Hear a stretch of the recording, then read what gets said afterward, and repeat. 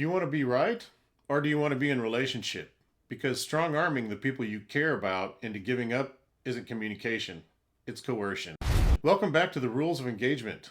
I'm David Huckins. Today, National Social Worker of the Year Zander Keig joins me to break down exactly how to navigate high conflict conversations and bridge the empathy gap. Let's get into it.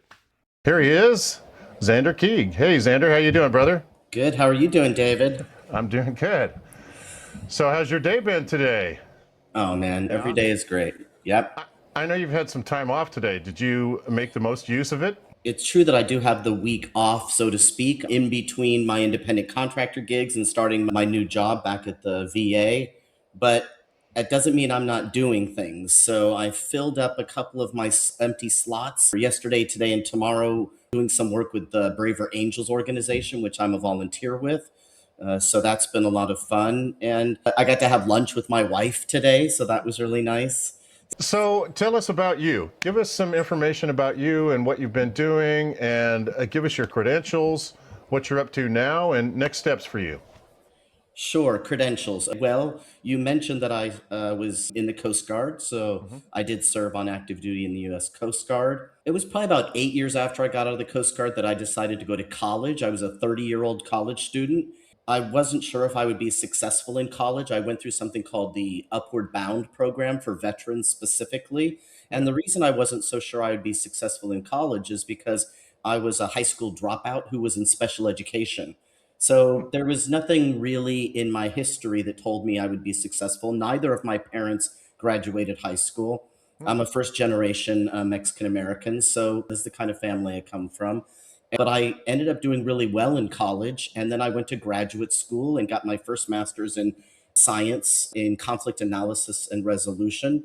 And then I went to seminary and got a master's in theology, and What? then finally my master's of social work program in clinical social work. So I ended up making up for all of that lost time that I wasn't in high school with all of these degrees. So the first question that comes to mind after hearing that right off the bat is, do you have any theory for why you didn't do well in high school, but you did well in college? What happened? Partly when I was 6 years old and I was on my way to first grade, I was like a lot of kids. I made my little pit stop at the doctor's and got my MMR vaccination.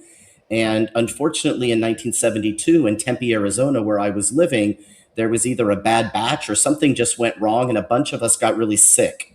And Oh, so I ended up with rubella, which is the German measles, the R in MMR. And I was very sick, and I developed a seizure sort of reaction. And I was medevaced over to a hospital. And then wow. I was put into a medication induced coma for 2 weeks. And when they brought me out, I was paralyzed. And so that's all physical symptoms of the encephalitis. But of course, there's going to be cognitive and behavioral outcomes or symptoms of a neurological condition like encephalitis, which just means inflammation of the brain tissue. Hmm. And so the way it impacted me was, yes, I was paralyzed temporarily. I had to go through about 2 years of occupational therapy and speech therapy and physical Wow. therapy. But my behavioral problems weren't anything that could be exorcised away, either the meaning physical exercise or the demonic exorcism. It was Sure. just, I became a very different child. I went, the way my parents would tell it is, I went from being a very quiet, self engaged child to a very wild and rambunctious and destructive child. And that was really difficult. And then when I was in school, that caused a lot of problems for me.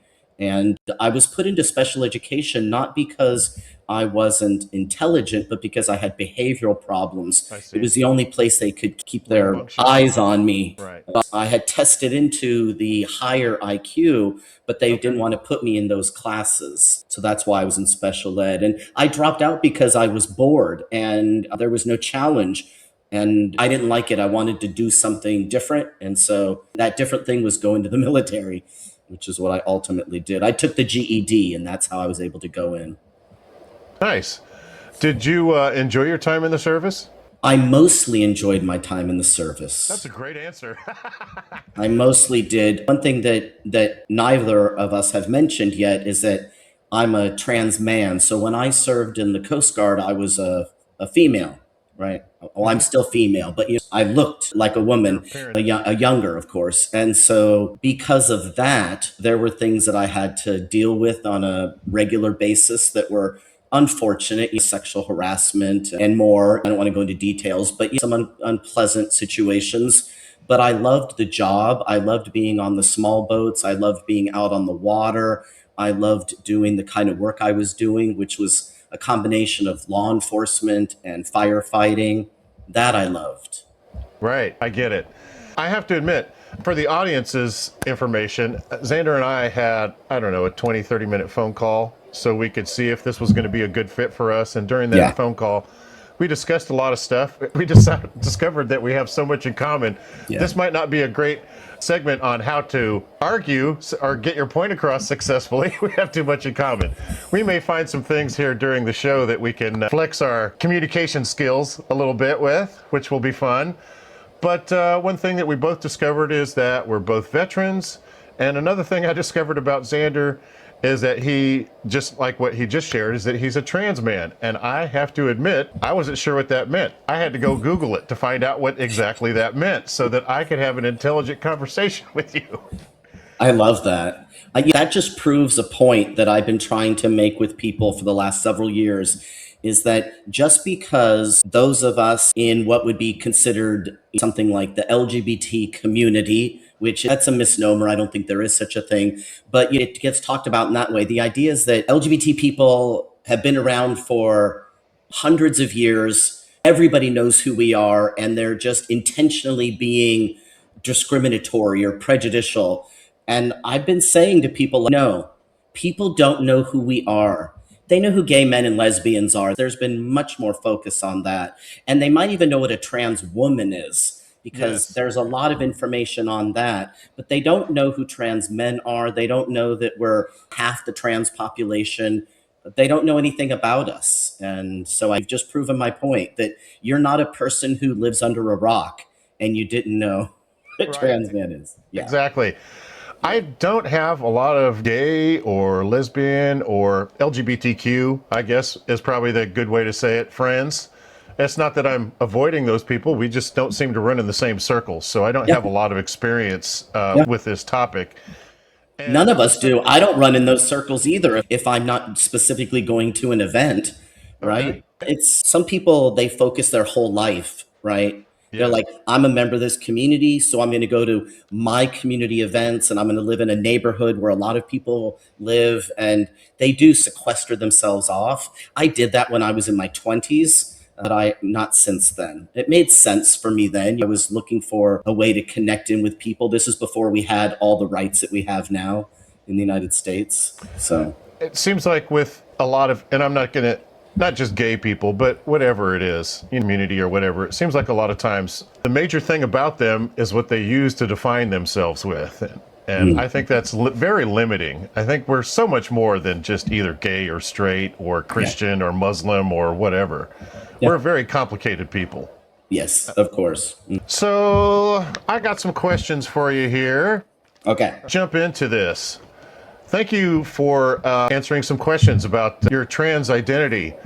I think maybe one reason why I don't know a lot about this community is because there's kind of stigma that trans and gay people are very touchy and very emotional when you bring up anything about their, like, if I say something wrong, it's from ignorance. It's because I don't know. I'm not trying to be insulting. But man, I could say the wrong word and all of a sudden it goes from a conversation into a lecture very quickly. And I'm trying to avoid that nasty, embarrassing social situation. There are people that are much more sensitive to what other people say, also what they think and believe. There are elements of the LGBT community, individuals within the community, organizations within that are part of the community, so to speak, that really think it's their job to what people believe and think, and even what they say. And thank goodness for the First Amendment in the United States. We can say almost anything we want to say. I am one of those sensitive people, but I have come up against members of my own community, so to speak. Again, I don't know how else to say it, but who take issue with what I say or how I say things.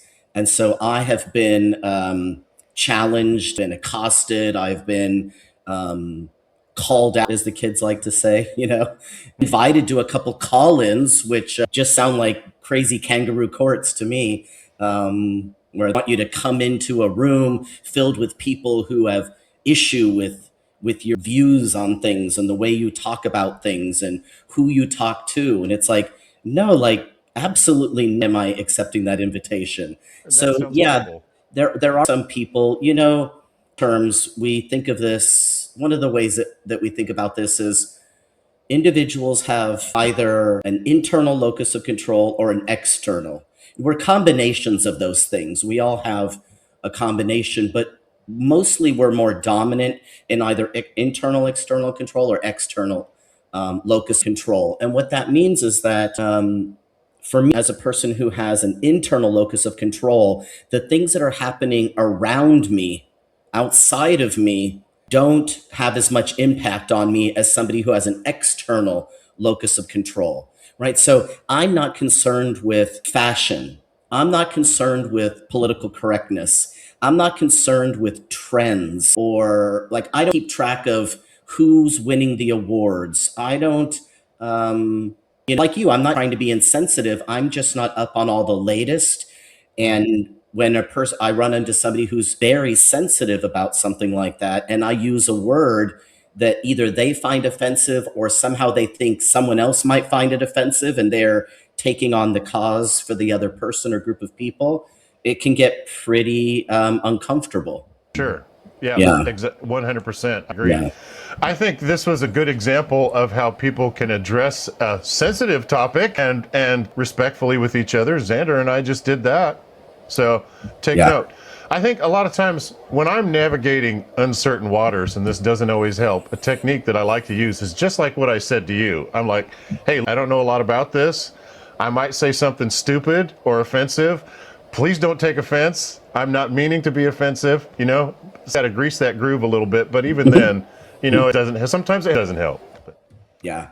Well, it'd be an opportunity to gauge an individual's response, but in an indirect way. When I was a teenager and people, mine would say, they're going to come out to their parents, right? They were going to tell their parents, I'm gay or lesbian. And they might start out, and I would imagine people still do this in different contexts. They might start out with something like, oh, telling me about an uncle they had who was gay. Or, I went to a movie the other day with my friends and there was a lesbian character in the movie.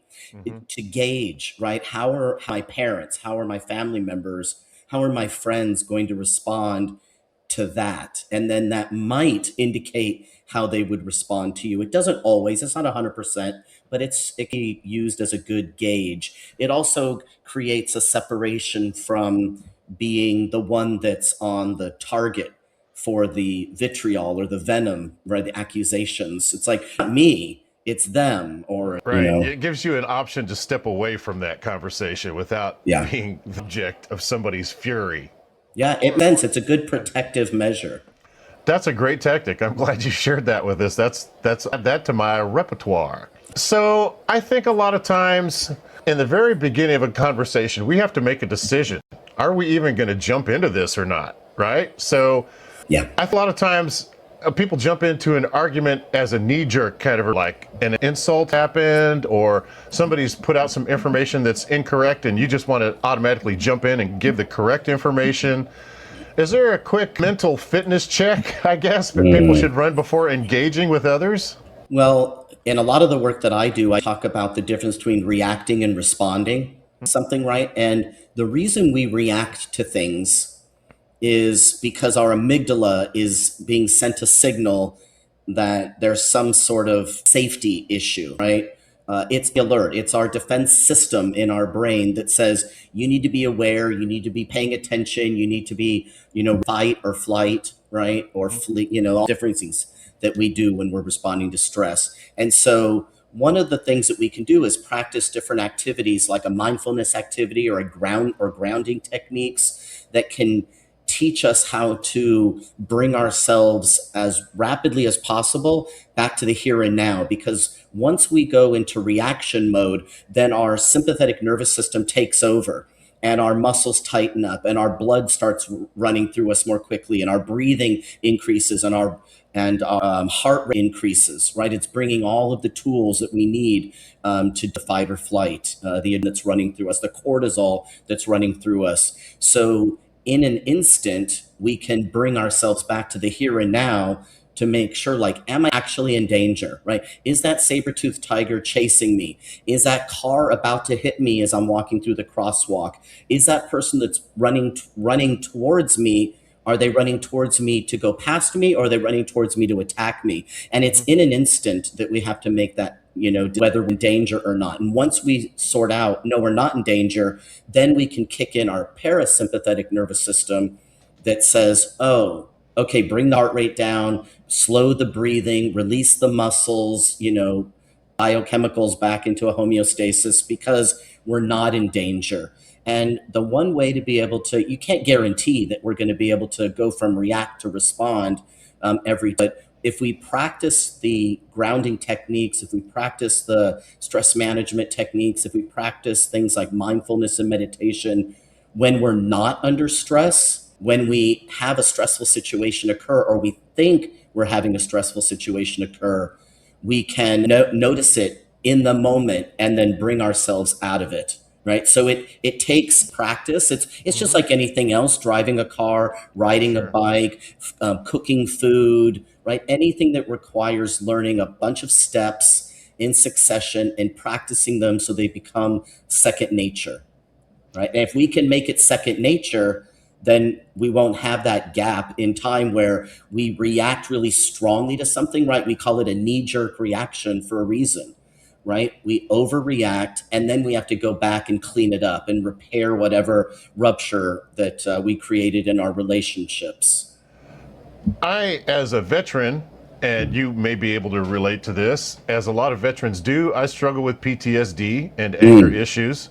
I've sought treatment for both those things at the VA. Thank God we have the VA out there to support our troops. I know sometimes people say bad things about the VA, but I've had nothing but wonderful experiences. I'm very grateful for the service. Thank you, taxpayers. Yes. Yeah, mostly good experiences as well. It's some people really terrible, and I'm like, that's so unfortunate. I don't know the details of why, but it always stands out as unusual to me. One thing that I've learned in my anger management classes that always sticks with me is that when you feel that anger coming on, don't do the first thing. Don't do the first thing that you think. Don't say the first thing that comes into your head. Take a breath. You can even pause for a few seconds. Let them wait for you. Let that simmer in your brain for a second, and then come out with, hopefully, a better response than your first knee-jerk reaction. Yeah. I was just talking to somebody yesterday, and they said it's 6 seconds can be the difference between reacting and responding, or not responding. The other thing is, if you're feeling an emotion, you can distract yourself from your emotion by thinking. It might have been Benjamin Franklin that used counting to 10 as a way to divert his attention away from when he was feeling angry. Gotcha. Also, secondary to that, everything all day long is an opportunity to practice your conversation skills. While you're in traffic and you're mad at that jerk that just cut you off, oh, calm down, what that other person is going through. You don't know if they saw it, is everybody okay? What really happened, It's not really worth, off and maybe getting an altercation. Man, you don't want to do that these days. People have guns and people are angry for no reason, or for very little reason. I've done some training where they had us do crucial conversations training. I don't know if you've ever heard of that, but that's where you go through how to talk to people when the tensions are high, but you really need to communicate and you don't want to have a choice, Social situation, you can just turn around and walk out. But if you do that in the middle of a presentation, you might get in some trouble. So the crucial conversations was a really wonderful tool for me. And like you said, also learning how to talk to people and not being angry. When you have anger issues, it takes practice. You need to work at it. And I've been working at it for years and I'm getting better at it, but I still have issues sometimes. So One thing that I think would help us all is how do we distinguish between a conversation that is uncomfortable but necessary versus one that is just noise that you probably shouldn't engage in? Oh boy, that's not always going to be so simple. Pretty clear that the other person and yourself are just in a tug of war of opinion, then that's not a conversation, right? And so if there's no genuine interest in understanding where the other person is coming from, doesn't mean you agree with them, but if there's no interest whatsoever in understanding, if there's no attempt to at least see if there's a possible common ground somewhere in the discussion, then it might not be in, best interest to continue with that conversation. If it's just a bunch of opinions or talking forth about some study or what some pundit or what some reporter said, that's really going to get at the heart of the matter. That's just two people talking, non-personal way, right? The to consider are, we talk about this in Braver Angels, which is, way to just acknowledge the other person. Again, this doesn't mean we agree, but acknowledging whatever it is they're expressing. Perhaps it's I see that you're really upset by this. I can see that this is something you take really seriously, right? And then if necessary, you can ask for clarification, like, you're not really clear about is, or I'm trying to understand how that might apply to, right? You can ask some sort of question that gets a little bit more at what do they think, right? How things impacting them personally. And then you find something you can agree with, Sounds like to me that we both agree that such and such is important, right? And then you add your perspective, my perspective on that, or my opinion of that, or my experience with that is different from yours. And how, right? So it's people like a human being, right? It's not chat bot. It's not some anonymous post or troll post, right? It's two human beings. And so what I think most of the time is, how do I want people to treat me? So I better treat them that way too. It's like, demand respect from people, but I don't give it, then how can I demand it, right? If I want people to listen to me, I better listen to them, Get heated. I think it's also important to set boundaries and expect them to respect you. And if they can't, then maybe that's not a conversation you should be having. Yeah, boundaries are tricky because there's not a lot of instruction as we're growing up, in childhood, on how to set boundaries. Most of us are raised by people that don't set boundaries, and so first we have to discover what is our boundaries around, from other people. What is our boundaries around lending money? What is our boundaries around, time we spend on some project or with people, right? What are our boundaries? So we have to know what are they, and then we have to set them. And then we have to let everybody know what they are, because nobody's a mind reader. And then we have to maintain those boundaries. And how do we do that? We do that like, guard at the wall, or do we do that like, and we just let things flood through and go, oops, like between. And then what are the consequences when somebody violates what are your boundaries, right? Is it estrangement, or is it a reminder that of what your boundary is, and what your limits are on boundary breaking? Like that we don't have to be gentle necessarily, but I do use the word grace, like have grace with people or patient with people, because again, I want people to be patient with me, compassionate with me when I'm making an error, or I'm something wrong, so to speak. I don't want people to be harsh in their feedback or criticism. So, perfect at this. Nobody is. We're human beings. But keeping it in mind, right? Yeah. Because they're hard. And so when we say, well, if that person just had good boundaries, and it's like, oh, well, how long have you had good boundaries? Right. Sure. I think it's important to have boundaries. And if someone's stepping on your boundaries a little bit, I think you should call it out.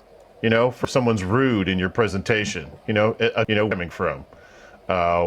make sure I understand where you're coming from. Did you mean this? You know, it was just a misunderstanding to begin with. Well, and there's how you do that, right? So Sure. on my podcast, The Umbrella Hour, yesterday I was interviewing Sharon, who is the developer of a communication process called Powerful Non-Defensive Communication. And she wrote a book called Taking the War Out of Our Words. And the way that she would respond to this, and I'm not going to do it 100% like she would, because she's got decades of experience doing this, but I would imagine she might say that if you're delivering an address and somebody's being rude from the audience, a PNDC way to respond might be to look at the person and say, do you think I want you to treat me that way? Or do you think I want you to speak to me that way? And it has to be either flat or down at the end, not that up thing at the end of a question. Do you think I want you to talk to me that way? And then you wait for the response. Because when you talk that way, it's less likely to put people on the defensive. Powerful means of communication is a disarming communication process, so people don't go on the defensive as often. Some people are just constantly on the defensive, and that's a different issue. But a person who's being rude, to say something like that to them, to pose that question to them, is probably something to stop them in their tracks, because it's unusual. I want to share a incident that happened on Facebook the other day. I was making a post where I was encouraging people to speak respectfully to each other. Boy, was that a mistake. I got trashed online. Wow. People came out of the woodwork to be nasty to me. And for some reason, this one person, I didn't even mention anything political or anything about ICE or Trump or anything. But this guy just jumped in there and said, ICE are not the police. That's why they wear masks on their face. And I used the technique that you did, and I agreed with him. I said, you're right. ICE are not police agents. They're federal officers, and their duties include this. And I put a quote from the website. But of course, a lot of times you cannot use logic and facts to support your argument online. Yeah, but you did that thing that I mentioned, right? You acknowledged, Yes. you know, of what they said as being accurate. Yeah, they're police officers. They're federal law enforcement agents. Right. Right. Yep. Yeah. So it's now some people, it won't matter. Right. Right. Yeah. To a certain degree, that could be seen as a partial acknowledgement. Right. But hey, right. It's not coming back with some equally, response. Right. And isn't that interesting? All you said was speak to each other respectfully. Right. Yes? Yeah, that was my query. Yeah. Can we just be nice to each other? Yeah. Can't we just get along? Wasn't that guy from Rodney King? Yeah. Right. Yeah. Remember all that. Yeah. I mean, around that sometimes is that the answer for some people is going to be no. Right. And it, whether they know it or not, they've been schooled in conflict-based organizing tactics that borrow from writings of, say, Herbert, who wrote an essay in like 1967, I believe. It might have been a little bit earlier, that talked about regressive, and this idea that you don't have to be tolerant towards people that are espousing ideas that you find intolerant. So nowadays they might say things like, we don't platform Nazis, or right, yes, because we don't want anybody to hear your ideas, where it used to be the opposite. Was we want all of the ideas, even the bad ones, to be aired out so that people can hear all the ridiculousness of what. But when you say, no, you can't be part of this panel, or no, you can't speak up in class, or no, you can't, play on social media, then it drives it underground, and then it it'll come back, and a much bigger population and much more force. And so, but the idea is, if what you're doing or what you think or what you believe, if I deem it intolerable, you're not deserving of respect. Right. Right. So, I mean, I agree with that, but I understand where that reasoning comes from. And, ever pick up a copy of Saul Alinsky's Rule Book for Radicals, model that's, it's a different way of seeing the world. It's a completely different worldview. And so the idea is that that person has their worldview and you have yours. And now you have a clash of worldviews. And how are you ever going to have a conversation with somebody where your worldviews are just completely different, diametrically opposed, perhaps, or with a huge gap in between?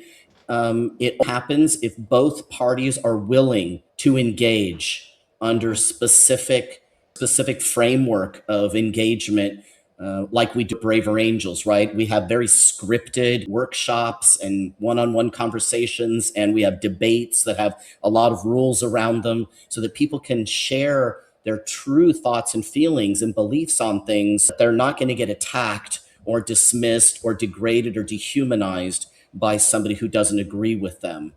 It's not easy. And a lot of people don't have the interest in engaging in that way. They don't have the mental and emotional capacity or bandwidth to do it. They're on the edge of their seat constantly with expecting the other shoe to drop. Right? It's to engage somebody whose nervous system is on overdrive. I've even had conversations online where I had somebody, for example, say, hey, you need to STFU, telling me to shut up, right? And my response back was, a man that served his country, I totally have served for your right to come in here and express your freedom of opinion and be rude to me and curse at me, and I respect your freedom of speech. And they came back and they were like, oh, I stepped over the line. I'm sorry. I didn't mean to do that. But then they're just waiting in the conversation for something else to happen that they could jump in and pounced on me again. They let me have that one, but they're just seething on the sidelines, waiting for the next, I thought, wow, I really won somebody over. I won the internet for today. And maybe temporary. Right. Yeah. I'm to call people like that armchair warriors. Remember, and nowadays I've heard people reference individuals who do that on social media in particular as conflict influencers, right? It's just constantly engaging. And the thing we don't know about social media is we don't know who these people are a lot of the times. We don't know where they are in the world. We don't know how old they are. It could be a 14-year-old that's just trolling, right? True. We have no idea who it is. We don't know why they're doing it. It could just be for kicks. Like we don't know. But they are baiting that hook and they're throwing it out there, and they love when somebody bites on it. Oh, yeah. Yeah. Don't take the bait. But the only way to not take the bait is to be aware of when my chest feels tight, or I start to get a headache, or my heart rate increases, or I start to feel a little sweaty on my palms, or my clenched, or whatever it is, right? What are the physical symptoms that are sending the alarm, like something upsetting you? Or what are the thoughts that you start getting in your mind? And then you just notice them. Oh, I'm having that thought again that I need to defend myself. I'm had sensation in my chest again that's making me feel like I'm being crushed, right? But the only way to pay attention to it, right? Yeah. And the only way to have the ability to do that is to carve out that seconds or more, right? But to pay attention to it when we're not under duress, because just we're under duress or feel as if we're under duress doesn't mean that we actually are, right? Like know the difference, right? It's like we're under duress. And then when we are not in combat situations, but we smell something, we hear something, we have a sensation of something, it immediately brings us back to a point in time. Boom. In combat. This is part of, right, the post-traumatic stress response. And so we know that if people are reacting in a post-traumatic stress response to maybe childhood abuse or childhood neglect or bullying or whatever it is in their life, and something's happening in the here and now that reminds them, and it's subconscious, right? But it's a reminder. It could be a smell, a taste, a sound, a touch, an experience, a feeling, right? A sensation. And our brain goes on automatic pilot. That amygdala goes, alarm bells, get ready. You have to react to this. And we have to be able to step back and go, oh, I'm actually okay. I'm not in that scene. I'm not with that person. I'm not having that experience. It's just something reminded me. Well, what was it? Smell, and What then was get the as trigger? clear as we can, Yeah. right? So then we know what those things are. And some of the things we can sort of give our way, and other things we can just remember. Oh, yeah, so go to this place tomorrow. And last time I was at that place, it brought up this sensation, and that sensation reminded me of this other experience. So I'm just going to be sort of vigilant, right? Not that piece of it. I'm just going to be aware that if it happens again, I'm probably okay. I should Mm-hmm. still check my surroundings to make sure, but I'm probably okay. Place scenarios in our mind. Okay, I'm going to go there tomorrow, or I'm going to have a conversation with this person tonight. Last time I talked to them, we had a fight. So I'm going to play in my mind a conversation and how I would rather it would go. And so you just play it out. No, I don't like that ending. Play it out again. Well, I could have said that differently. Play it out again, right? We don't really know how the other person is going to respond and what they're going to say, but we can run ourselves through a bunch of different scenarios in our mind so that our brain, it's almost like we have a little Rolodex of possibilities, and our brain goes, oh yeah, we ran through that scenario, because the brain doesn't know real from right. So it just goes, oh yeah, we had that experience before. We know how to respond to that. That you say that, because I'll do that. Like if I know there's going to be an uncomfortable conversation that I have to have with my boss or a coworker or whatnot, I'll run that through my head 100 times, and I'll be dreading, this whatever it is. And then whenever I actually get to that experience, none of the scenarios I play out in my head happen, and it's never as terrible as I thought it was going to be. Yeah. Yeah. That saying, it's like the best, plan for the best, expect the worst, or something, maybe reverse, right? So it's like you just sort of pout. Like, if those completely sideways, what am I going to do? Am I going to just walk away? Am I going to pick up the phone and start dialing a phone call to let the person know, like, I'm with this, like, going to excuse myself and I'll be right back, and then go get a drink of water and take some breaths and then come back to it? Like, we exit plan, and is it permanent or temporary? Couples, and if you have rules around how you engage in an argument, then fine. It's like, get too heated, we're going to take a 20-minute timeout, and then we're committed to come back to this. We're going to, we need more time than 20 minutes. We'll just check in with each other. It's like things that are really helpful, rather than just like, oh, everything's going to be fine. And then when it's not, then we react in a way that's, and I don't mean this in a pejorative, but we react in a way that's childish, because we're like a temper tantrum, right? Yes. We're having a childish reaction to something, because the last time we had a reaction to that thing, we probably were a child, right? So, well, also too, like you were saying, when that amygdala fires, the rational parts of your brain don't work as well as they do when you're not in a high stress situation. Yeah. You get tunnel vision, Yep. and you get the first thing that comes into your mind. Whether are you scared, are you ready to fight, or whatever, and that's just kind of what brain executes. Yeah, and you wanted to do that. We just need to be able to put that 6-second pause. Okay, wait a minute. Is this really those situations, right? Is this a dire? Is this a dangerous situation?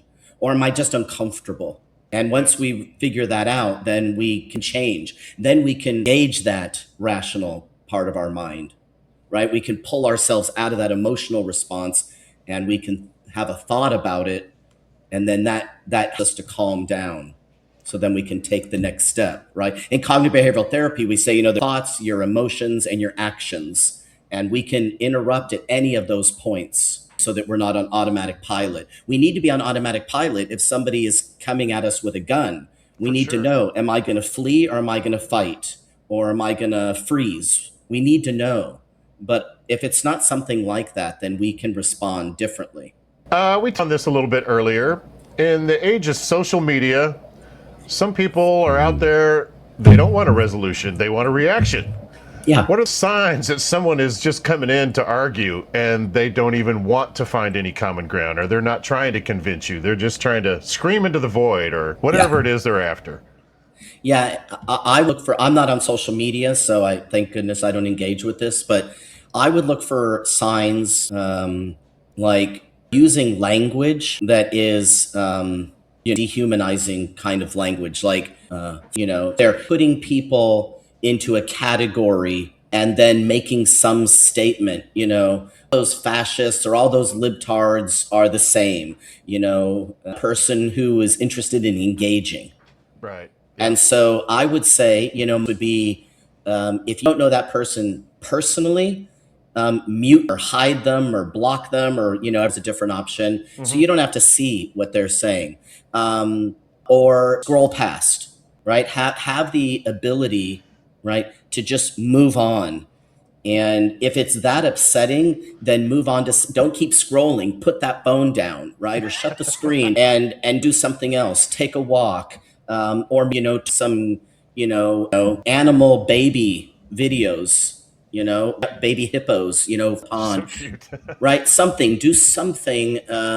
Today I watched a video where they had a body cam on and they turn it on 4 times a year just to sort of see what it is and what it's doing.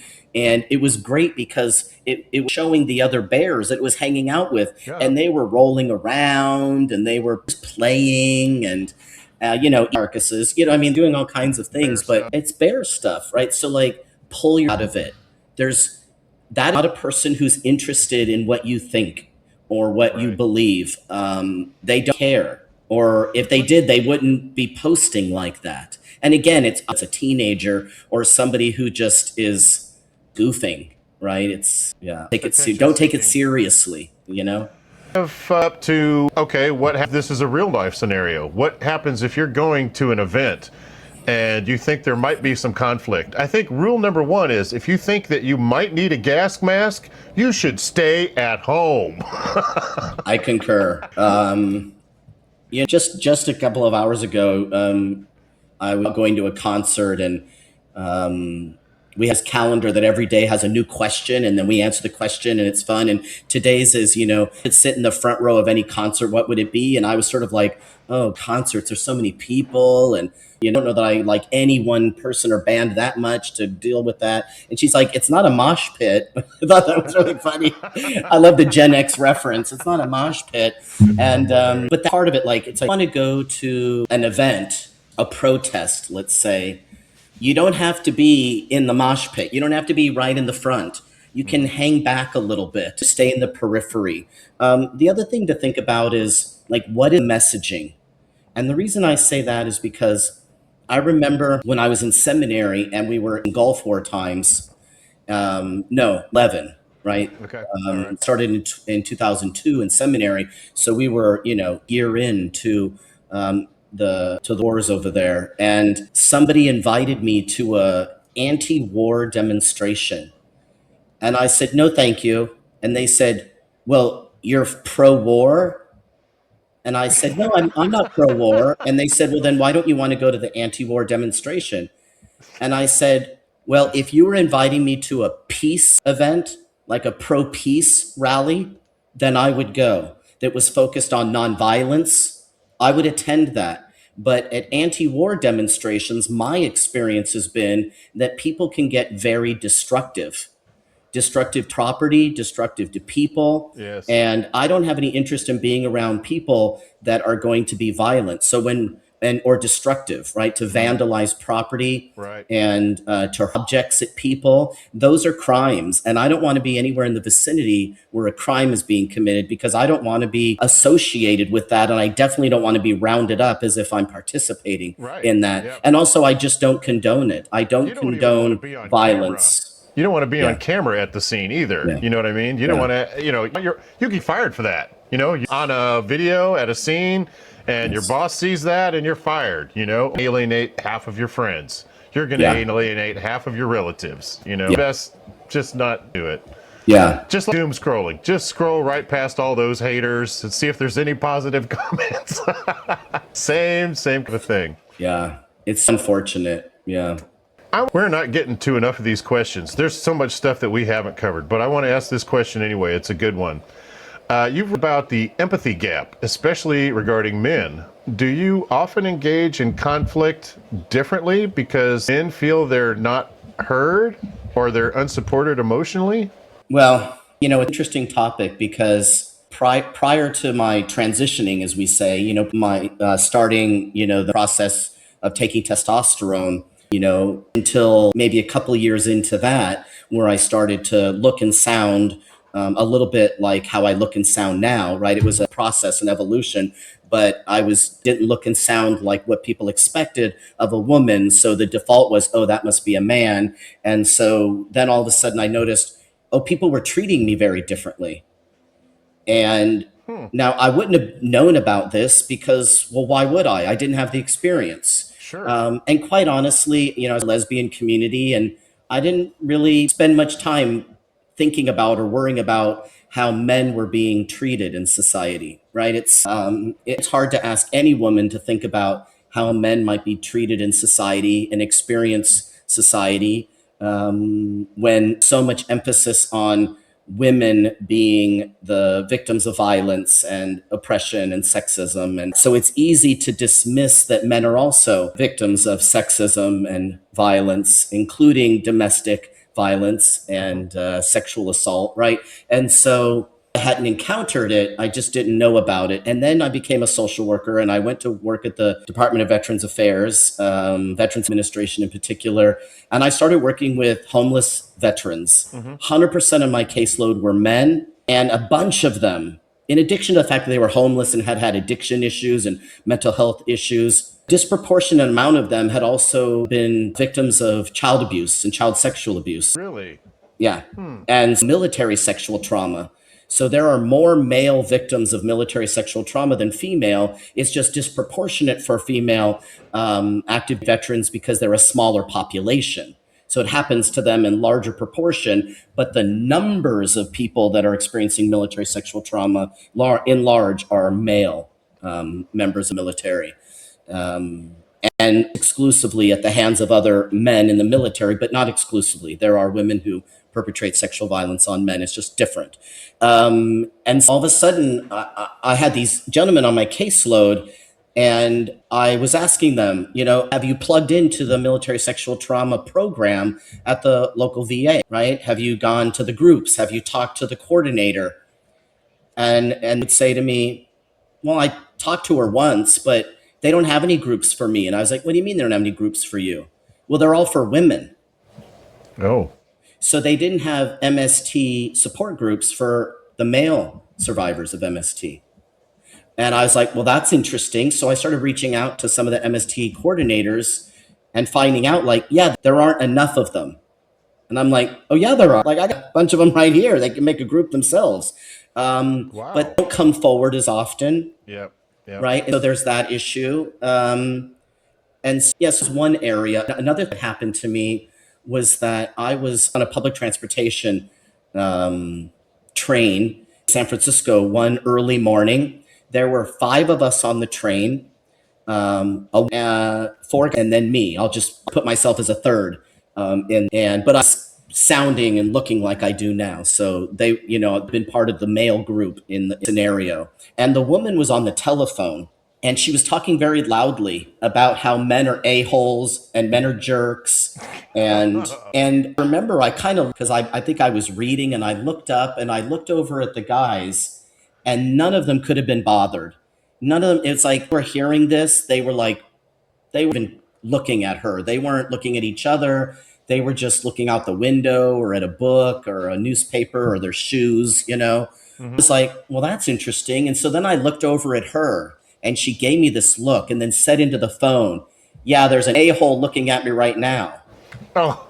And I was like, wow. And I thought, if this scenario was reversed, if a man was on a phone and there were 5 women sitting there and the man on the phone was talking about how women are bees and women do this and women do that, we would have all looked at each other and rolled our eyes and made some maybe sarcastic comment, or somebody, probably me, would have had the gumption to say, shut the F up, just give them that mean look. Right. But I've been in many situations like that. Like there's a rule, we have each other's back. Right. As not always, but in a situation like that, I could see it happening. And it was in that moment I thought, oh boy, okay, I'm in this. Like they're desensitized that they're not even looking up. Right. But I'm not desensitized because I'm like, wait, what's happening? Why anybody allowing this to happen? And so I just started talking with other trans guys and said, these are the experiences I've had. Have you had similar experiences but different contexts? And they're like, oh, let me tell you. And then I just started asking men randomly when I would be in maybe a workshop or something. And like, nobody cares. Men are dispensable, right? Nobody cares. They want to run into the burning buildings and on the guy with the gun and go off to fight wars, and spare from attacking. Right, that's what they want because that's all we're good for. And I was like, wow, that's really bad. Like this of like, oh, might have had a terrible childhood, or this guy must be he might have gone through something really terrible. He might be having a really bad day. It's like, no, jerk, he's an a-hole, F guy. And so the gap in empathy is transitioned. People would, just random strangers that I would meet at a bus stop, the conversation inevitably would go in some direction like, doing? What's going on? We do. How's, or another, that kind of conversation would come up. Sure. As a guy, nothing, ignored, right? Just nobody cares. I've into it now, which is unfortunate because then it got me thinking like, wow, young boys, this is what they're growing up like this. It's so sad to me. I can also tell you as a man, we're not really allowed to engage with the way women are. For example, if I'm standing in the line at Walmart and there's a lady, she's checking out her groceries and her kid is sitting in the thing, but he's facing me and we're making faces at each other. All of a sudden, if she makes eye contact with me and I'm engaging with her kid, she's going to give me a dirty look and she's going to assume I'm a pedophile. Yeah. But if I'm with my wife, somehow that's a little bit more acceptable. Yeah. I have a friend who has maybe a 4-year-old and a somewhat newborn kid. And he was commenting recently on one of the platforms that I'm on. It's not really social media, but that he was at Home Depot and that when he was walking around with the baby, older men were like oohing and over the baby with him. And I said, right. I wonder if that's because they feel more comfortable or safer approaching a father with a child versus a mother with a child. And he said, no, they approach my wife as well when she's with the kid. Oh. And then I was like, oh, maybe it's because they're older men, right? And there's not the same stigma. Right. I think when women see us as older men, they feel less threatened. I think maybe they see us more as like a father. I've noticed that it's easier for me to engage with females now that I'm older and I'm starting to get a little gray here. I don't think they're so intimidated by me. Like as before, like, oh, it's a sexual predator. He's getting my pants. Now it's like, oh, we have a conversation. It's easier for me to engage with people now. Yeah, and it's one of the things about that is, that alarm is not right. There is a lot of sexual assault. Yeah. But the thing is that people don't take into consideration is that, if in 3 girls, the estimate is that it's probably 1 in 4 boys, but we don't give the same attention to that. So it's like, because we don't give the same attention to it, we're also not sending the signal to boys who grow up to be men that they should be afraid of every man that they encounter. Wow. Even though the sexual assault, right. So the messaging, now that's not to say that they aren't. I mean, some of the things that, I don't know if this is real, true or not, but some of the things that I think about are the guys, I don't really encounter them much, but when about guys who are overly macho, my first instinct is, well, they're insecure in some way in their ability to be safe. And so they're going to overemphasize that sort of hyper in order to sort of keep from them, right? It cuts down vulnerabilities. I don't know research on that, but I would imagine it's like, why else? Now, if it's a teenager, then I know what they're doing. They're just trying on all the different kinds of ways they can be in the world, and they'll settle into who they really are. But they're lampooning, they're characterizing.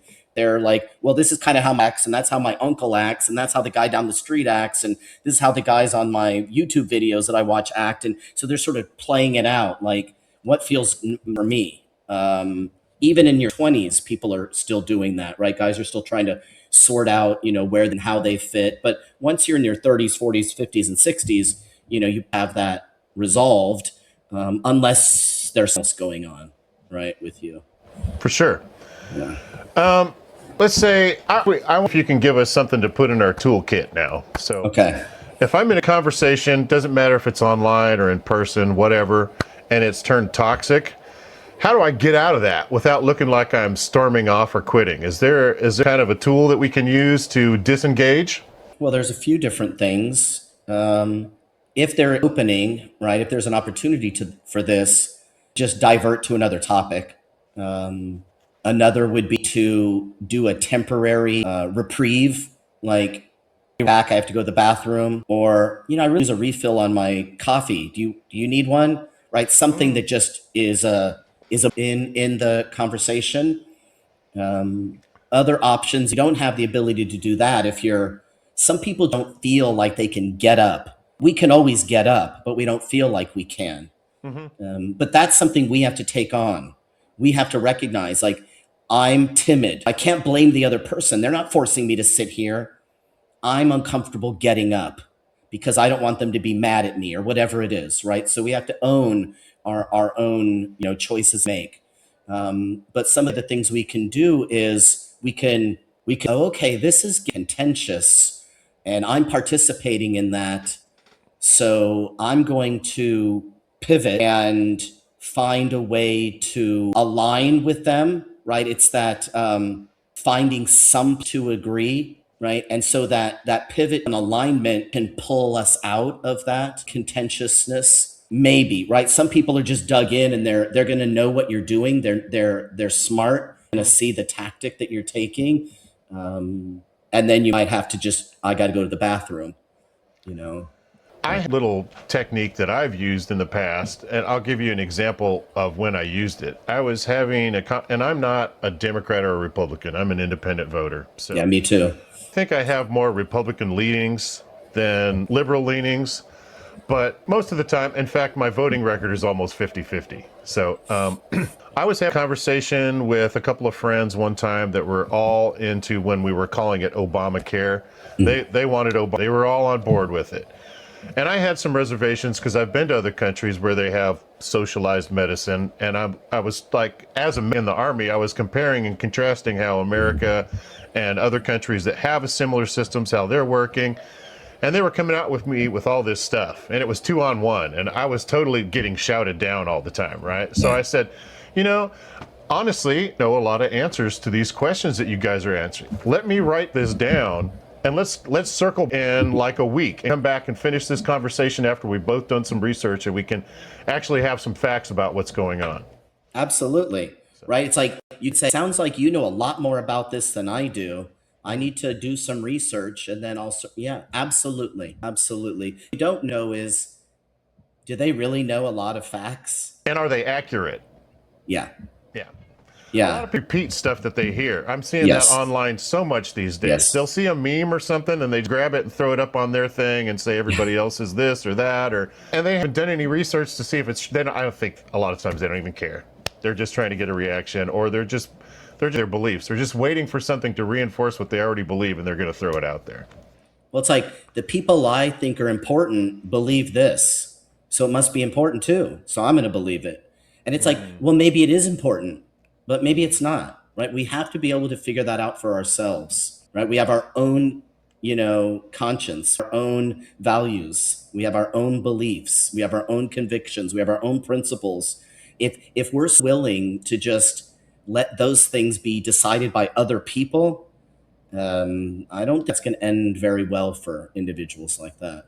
Yeah. I'm also fine if we've talked around in circles and both of us are sick of listening to each other's talking points, to just say, hey, look, we just disagree. We're not going to find common ground, and there's no point in continuing this. Let's just agree to disagree.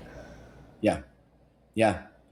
Yeah. Be able to do that, agree that with on some topics, they don't go, right? And that's when we might have to distance ourselves from a person, temporarily, because there's no energy there. And why want to put all of our energy into something that's makes us so uncomfortable, or bringing us down, right?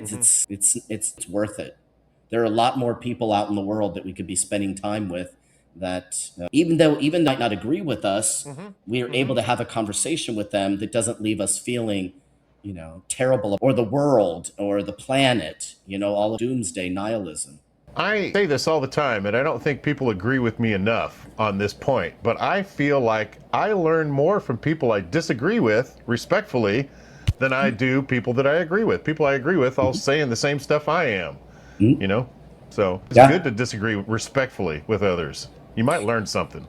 Well, I mean, lesson groupthink with the Spaceship Challenger. We learned that if you're in a group of people and nobody feels comfortable offering an alternative viewpoint or disagreeing with what everybody else is saying, not based on opinion, but based on knowledge, expertise, know-how, that it can end badly, right? So groupthink is not a good thing. I was listening to Renee Brown recently talk. She's a social worker like I am. I was listening to her, and she said that belonging is not conforming.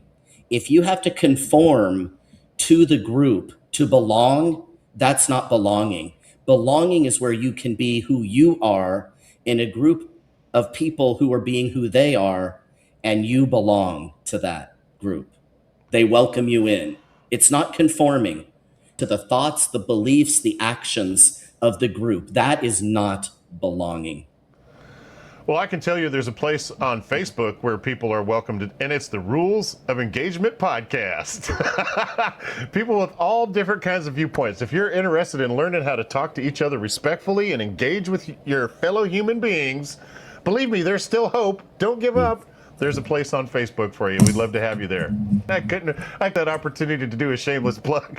No, good for you. And many different organizations out there that are, bridge depolarization organizations, civic unifying organizations. We have something called the Braver Network, and the Braver Network is made up of about 500 or close to 500 of these organizations that are local, regional, national, working on in business places, on college campuses, in K through 12, in community settings, and in religious settings, trying to help people have courageous conversations and disagreeing. And so, available. People can plug into these smaller and organizations where people are learning how to do this and doing it. We're practicing it. We're doing workshops. We're doing one-on-one conversations. We're having semi of members.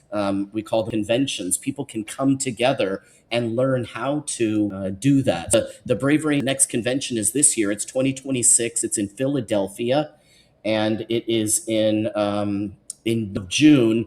You have to be a member of Braver Angels to attend, but it's only $12 a year to be a member of Braver Angels. Oh, wow. So I'm not getting money for pitching them, but I just really do wholeheartedly stand behind the tools and strategies that Braver Angels, and I've been a volunteer since around, but I've been very active in a lot of not leadership at a high level, but in certain little pots of Braver Angels, I do leadership work. So I've really enjoyed being able to meet people who have different ideas and opinions and experiences from me, and noticing that we have so much common ground. And that's how we're going to be able to work to make change in the world.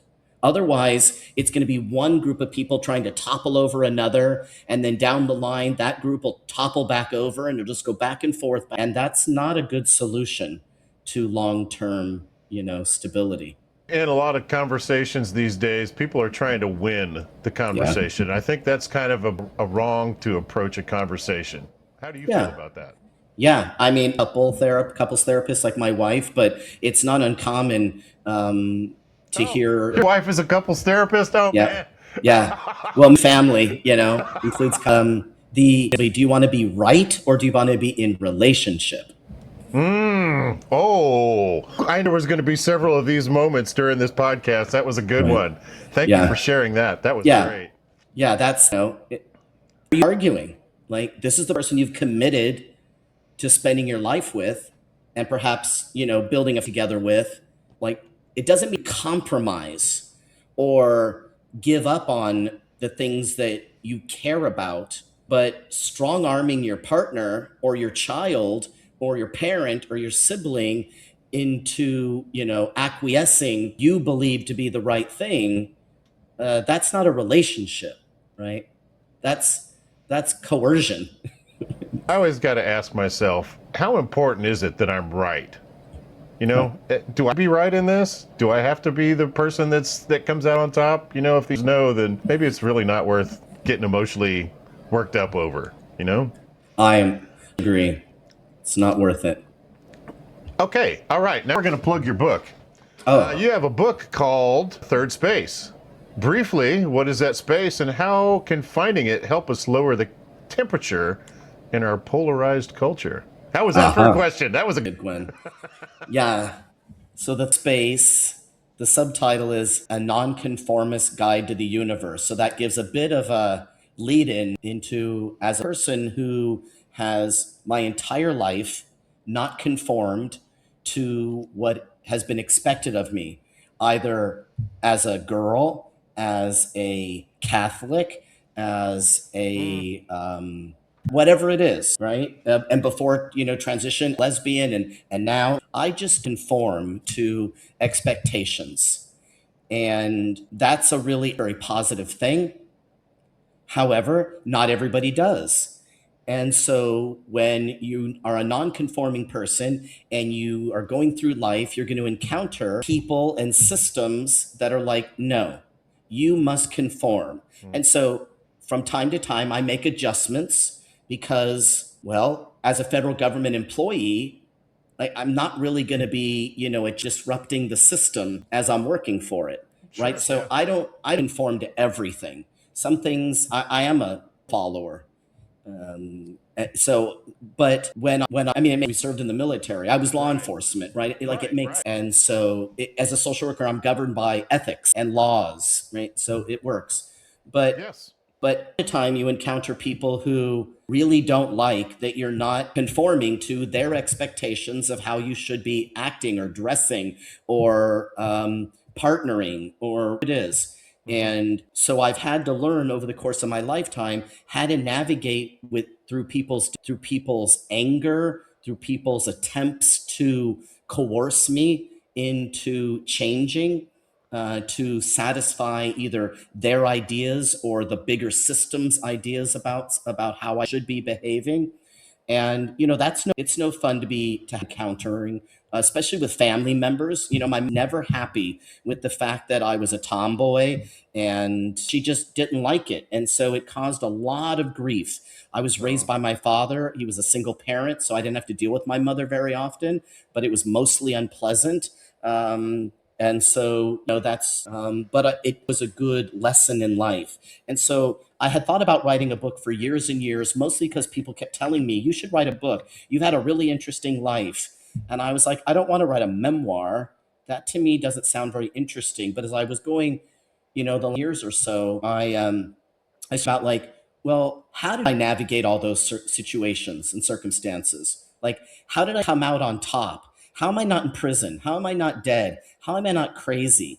Right? How am I not like taking up antidepressants or anxiety? It's like, how am I in a 23-year marriage? Right? Like, how am I so stable and successful? And if somebody were to predict out from my earlier, if you looked at just the first 20 years of my life, nobody would have predicted where I am now. That wasn't the trajectory I was on. I had to make changes along the way. Well, what did I do? How did I do them? Where did I learn what to do? So I decided to write a book talking about, as a nonconformist, I occupy third spaces, right? I'm walking in that liminal space between, what is wrong mm-hmm. and what you do and what you don't do, what's expected, right? And I don't do it because I'm flipping the middle finger to, authority. I don't flip my middle finger to authority. I actually have a high respect for authority, but I don't like arbitrary rules about, you must wear dresses and you must like boys. I'm not any of it, Yeah, right? Like yeah. that's the where this comes from as a child.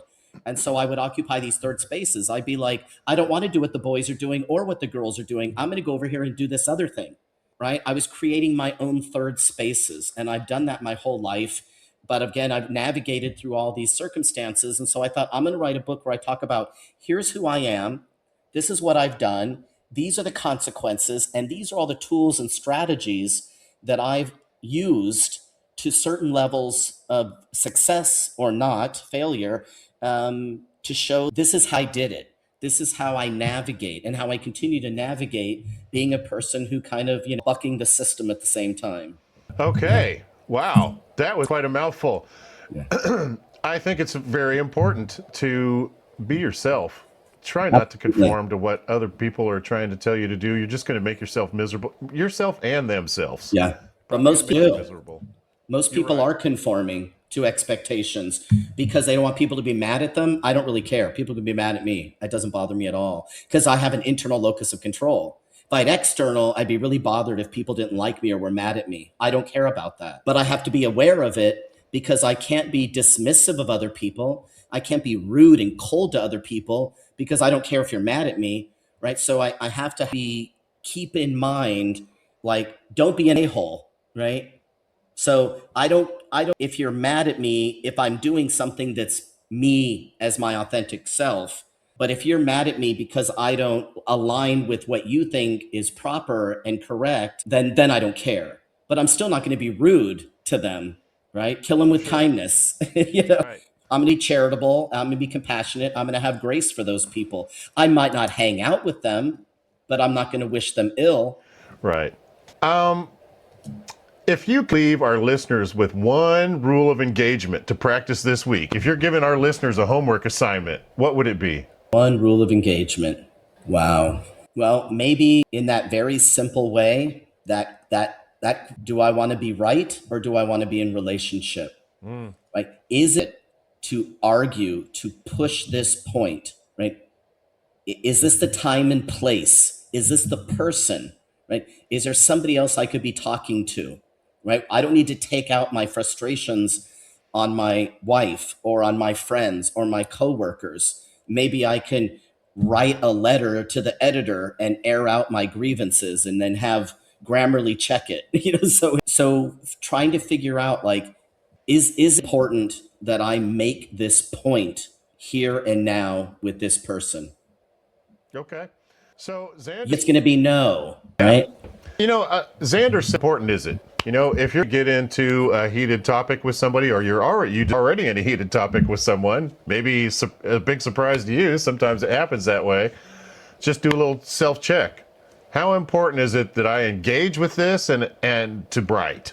That's a good tactic to use. I think a lot of times too, if you use that tactic where you don't, somebody's saying you want to react poorly, I face or scream profanities, like maybe they were just doing to you, you're reacting in kind, whatever.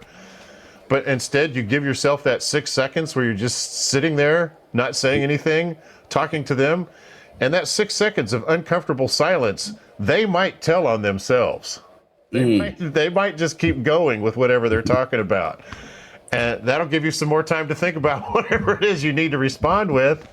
Or a lot of times they'll come back with some more information that can you use, hopefully, to maybe come to a place of understanding.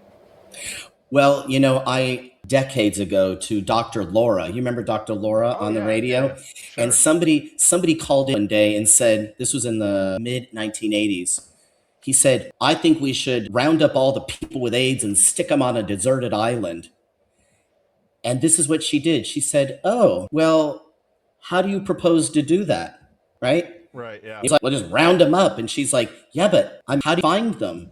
And are you going to do that all by yourself? I mean, how do you think this is? Right? But he was expecting her to be like,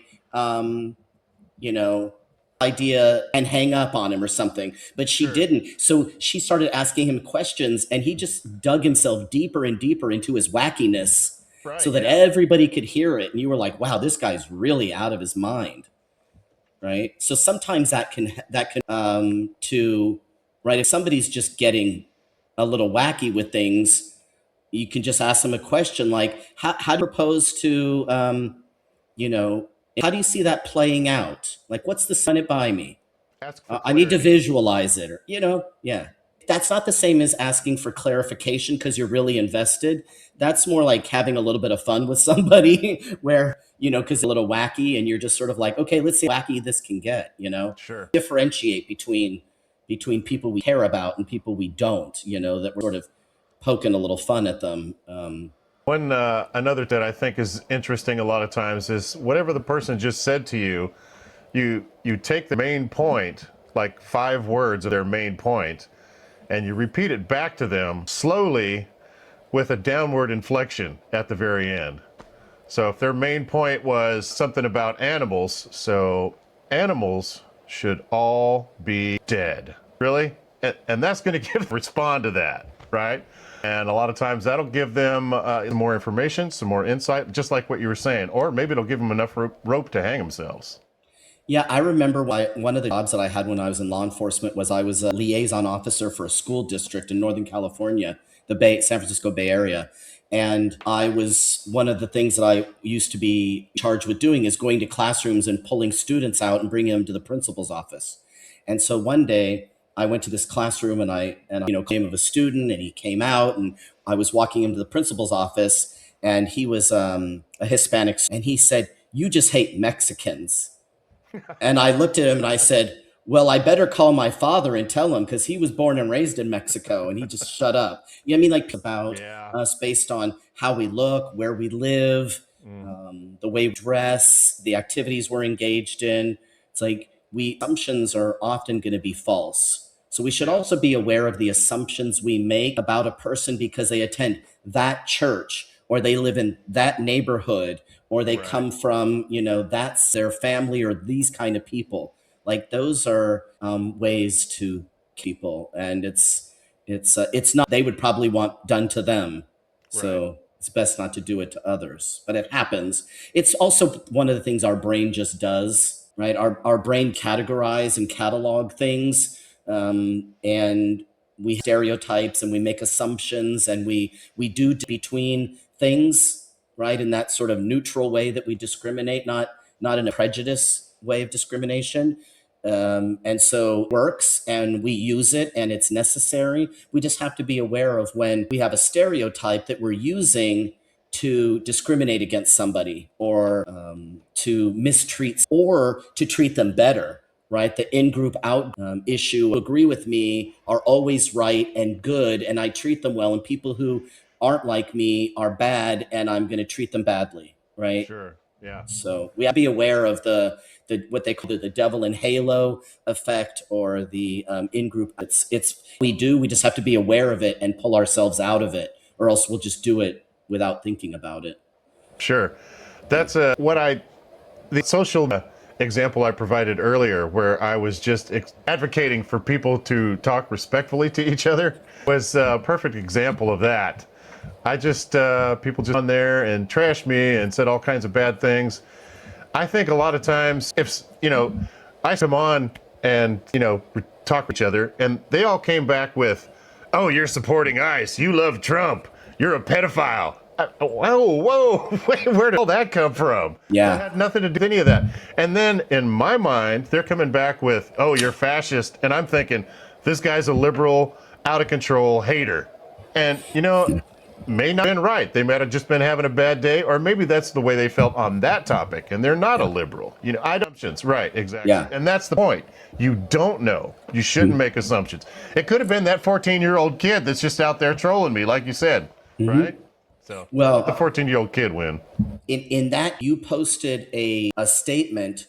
It wasn't attached to an article or an image that you were forwarding or resharing. It was literally just a statement. Mm-hmm. Yeah. At all, and that's what people did. Yeah, because it's and saying people who do that have serious mental. But I remember when I worked in a psychiatric setting, that people that were there who were had like schizophrenia, anything saw on the news, they would just obsess about. And they every day, sometimes more than once a day, would write these long handwritten, all capital letters, senator or their US rep or the governor. And they would give them to us because one of their rights was, we'd put an envelope and we'd seal it and we'd put a stamp on it and we'd mail it for them, right? Because that's their right as a citizen, right? Mm-hmm. To communicate their elected officials. And so one of the things that I find is that when I'm listening to people out in public, they're talking about what's on the news, but they're not talking about things that the news isn't covering. They're not talking about things that are happening in other countries or other parts of our country. They're only about what is showing up on the news channel they're watching.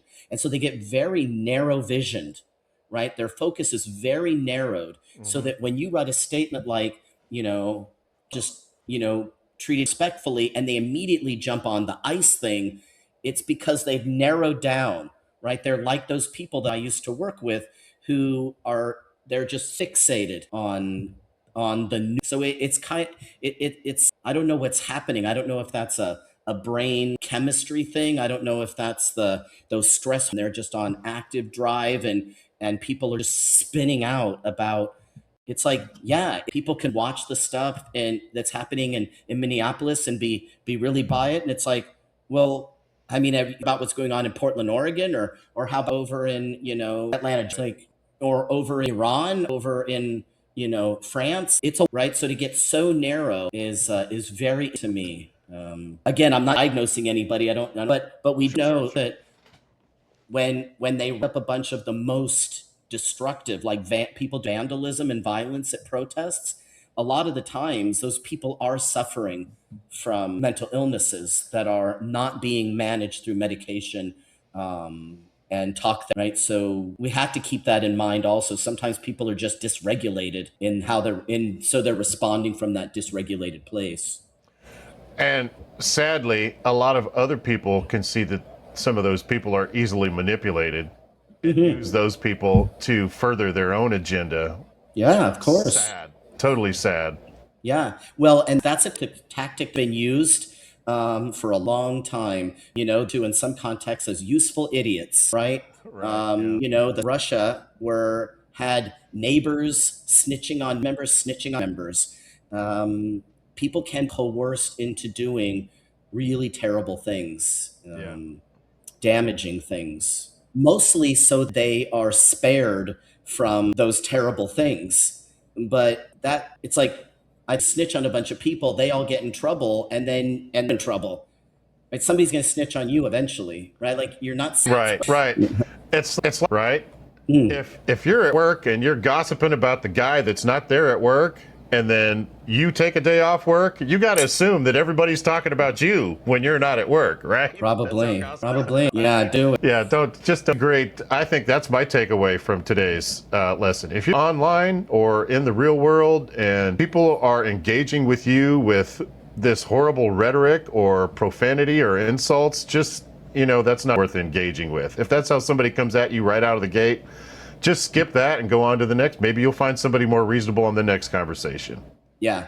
I mean, as simple as in your head, you can say, wow, they're having a really bad day, and move on. Right. We don't have to say they're an a-hole. We don't have to engage. We can just say, ooh, somebody's having a really bad day. And maybe, I texted somebody recently who has been fairly unpleasant to me in the past, but they went through a situation that's not a good one.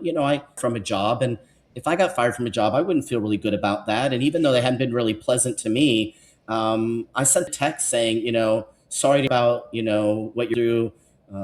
Next job is even better, you learn your feet, right? It'll be a better job. And they didn't respond because they're probably like, that a-hole, right? But I'm an a-hole. I agree with them, but the human being, and I know that it sucks to get fired from a job. For sure.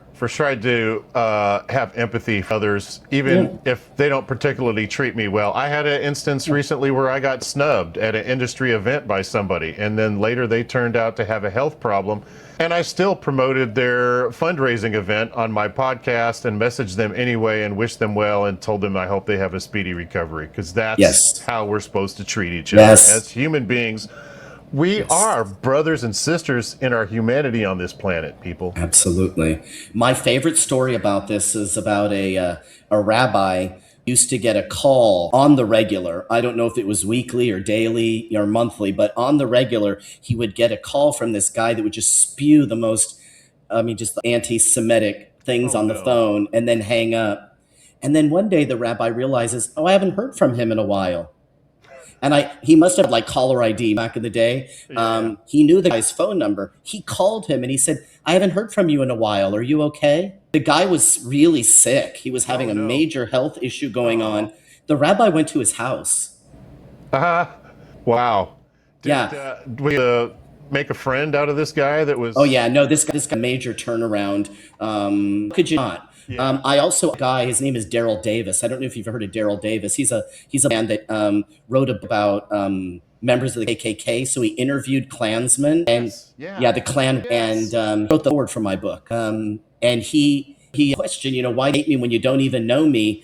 And then he just listens. He doesn't call them names. He doesn't interrupt them. He doesn't. He says they're a human being. I'm a human being, and but I don't hate them. Mm. I'm not anti-racist because racists are people, but I'm anti-racism.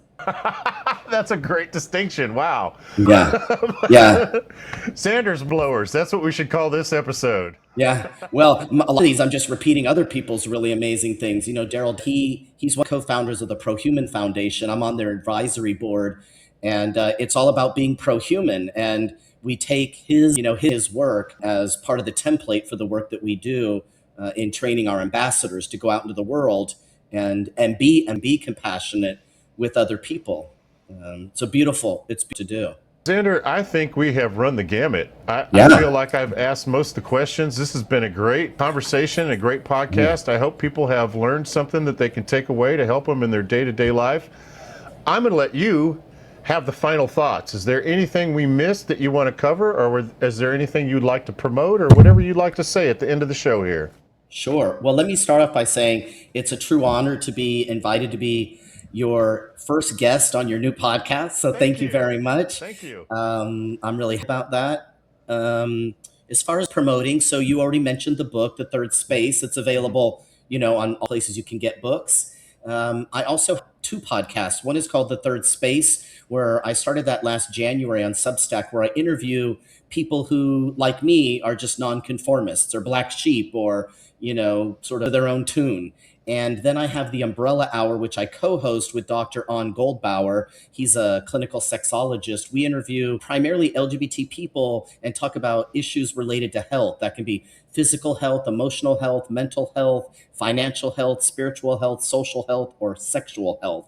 And we're in our fourth year now of the Umbrella Hour, and that's on the UK Health Radio Network website, but also on Substack. I upload every new episode to Substack. So check out the Umbrella Hour podcast and the Third Space podcast on Substack. And my webpage is zanderkeig.net if people want to just learn more about me and what I'm up to and who I am. If that wasn't covered in this, they can go and check that out. For sure. All his books are listed there and his podcasts are listed there. It's easy for you. If you just go there and click on whatever interests you, it'll take you right to what you need to get to. Yeah, definitely. Thank you. Thank you so much for being on the show. Thank you so much to Anastasia Lipsky. I hope I got your name right, for putting Zander and I in touch with each other. She's a lady whose job it is to help put podcasters in touch with great podcast guests. I think that's what she does. Yes. And I haven't signed up for the service, but I love to. If she's putting people of this quality in touch with podcasters, then I would definitely promote her service, because this has been an amazing matchup, and I've had a great time, and I've learned a lot.